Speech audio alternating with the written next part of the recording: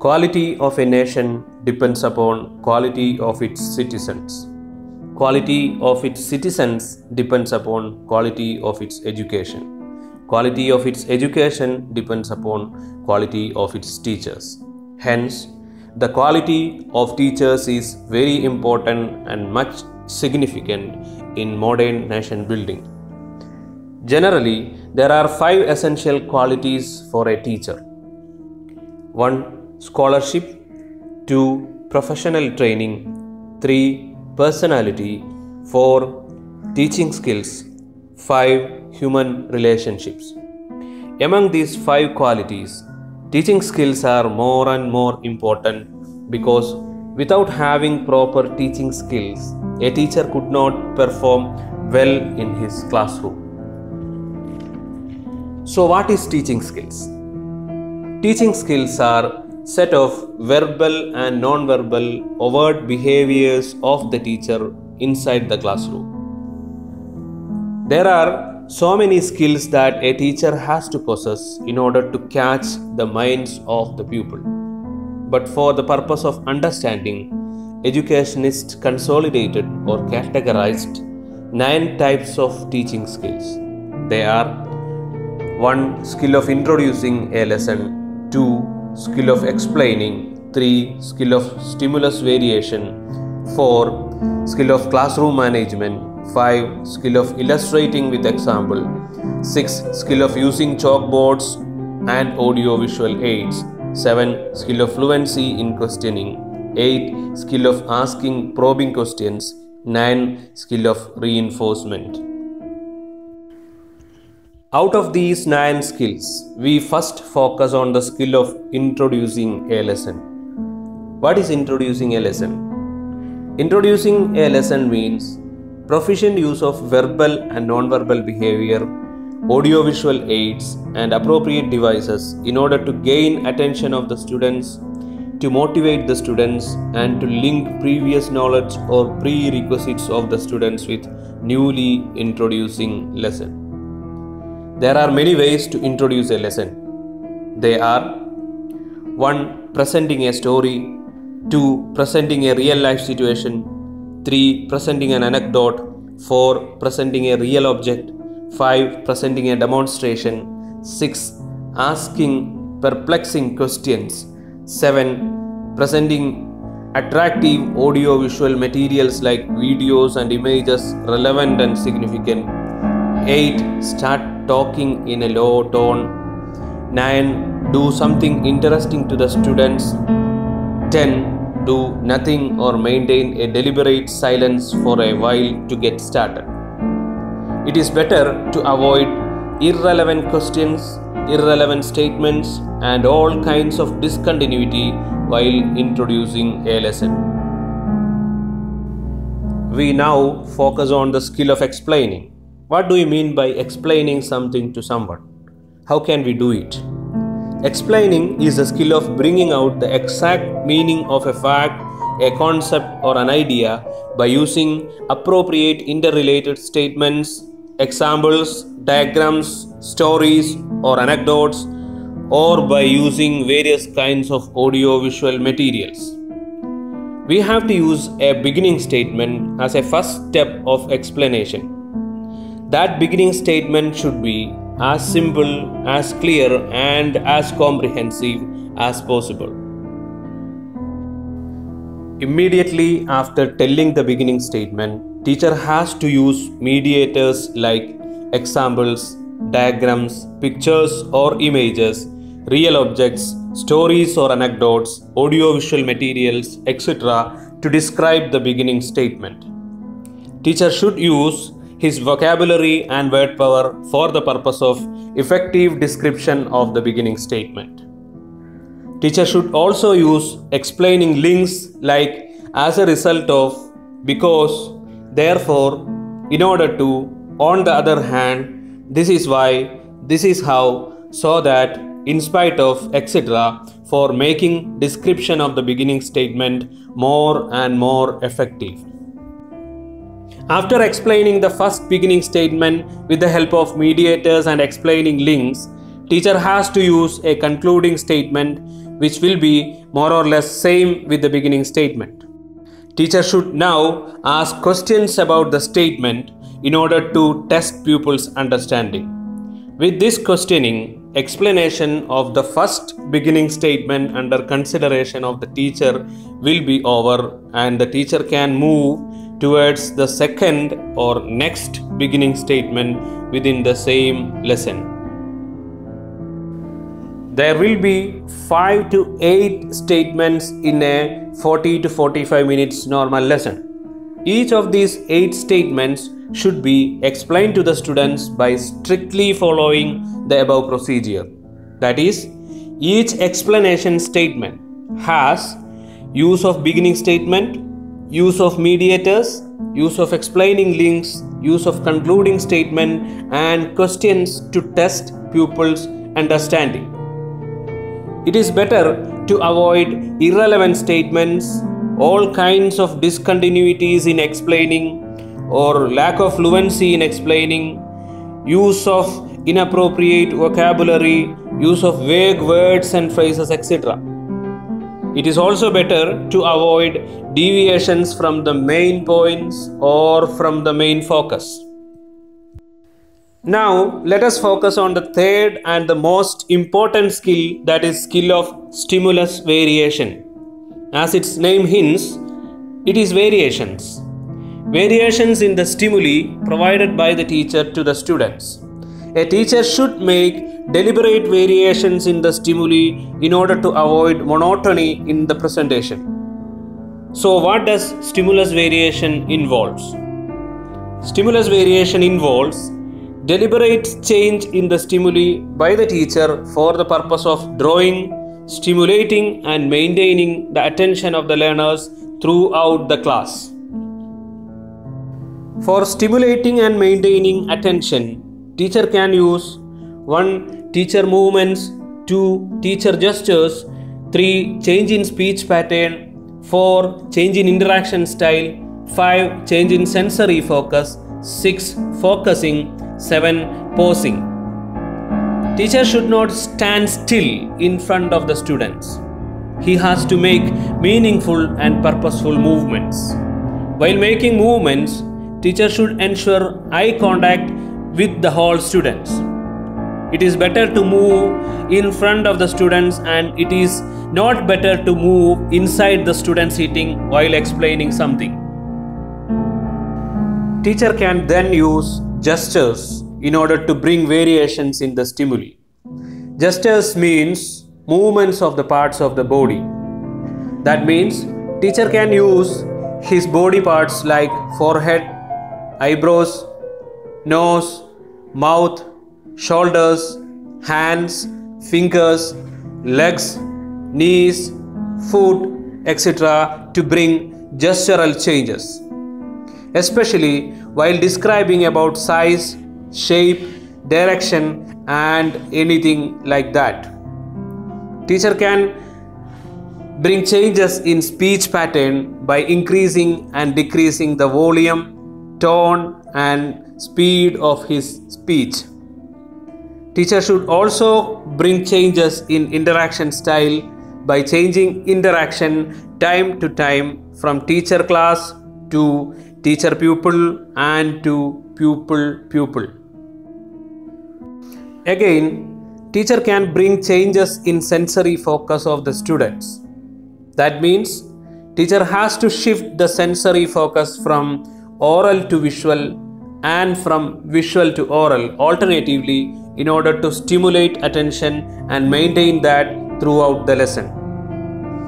Another strategy that the teacher uses to stimulate attention of the students is focusing. Focusing means attention to specific aspects by either verbal or gestural focusing. And the last strategy in stimulus variation that the teacher can use is pausing.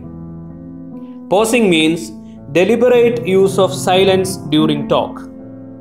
Teacher can utilize even his silence deliberately to bring variations in the stimuli. Now, let us move towards the fourth skill, that is the skill of classroom management. Classroom management refers to the wide variety of skills and techniques that teachers use to keep students organized, orderly, focused, attentive on task, and academically productive during a class. The teacher is said to be the manager of the class. That means he has to manage time, students, and teaching learning resources. Traditionally, classroom management means ensuring that students are sitting in their own seats, following directions, listening attentively, etc. But in modern times, classroom management extends to everything that teachers may do to facilitate or improve students' learning, which would include such factors like behavior management, environment management, expectations management, materials management, activities management. Among these 5 elements of classroom management, first item is behavior management. Behavior management includes positive attitude, happy facial expressions, encouraging statements, the respectful and fair treatment of the students, etc. Environmental management means creating a welcoming, well-lit classroom filled with intellectually stimulating learning materials that's organized to support specific learning activities. Expectational management means the quality of work that teachers expect students to produce, the ways that the teachers expect to behave toward other students, the agreements that teachers make with students, etc. Material management means the types of texts, equipments, and other learning resources that teacher use should be managed. Finally, activities management. That means the kinds of learning experiences that teachers design to engage students' interests, passions, and intellectual curiosity. Now, let us focus on the 5th skill, that is skill of illustrating with examples. Teachers should illustrate ideas, concepts, principles, etc. with examples.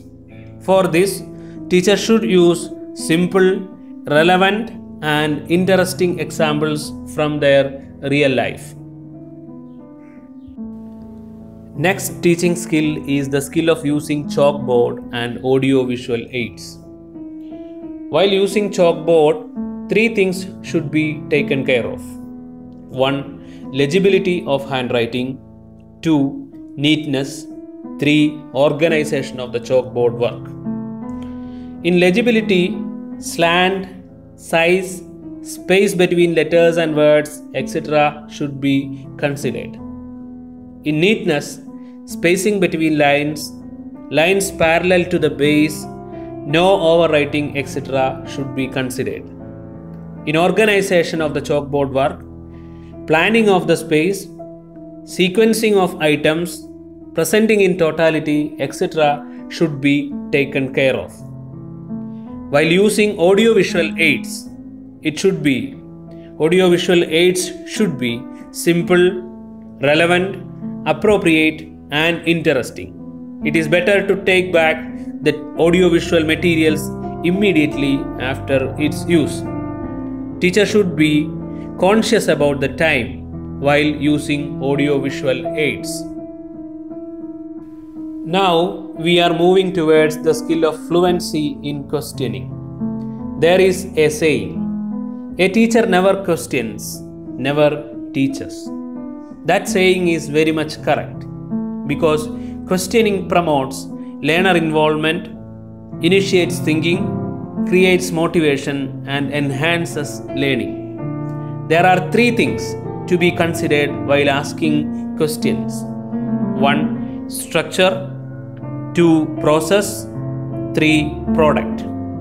In structure, grammar, conciseness, relevance to the content and context, specificity, etc. should be considered. In process, speed, voice, pause, and appealing style, etc. should be considered.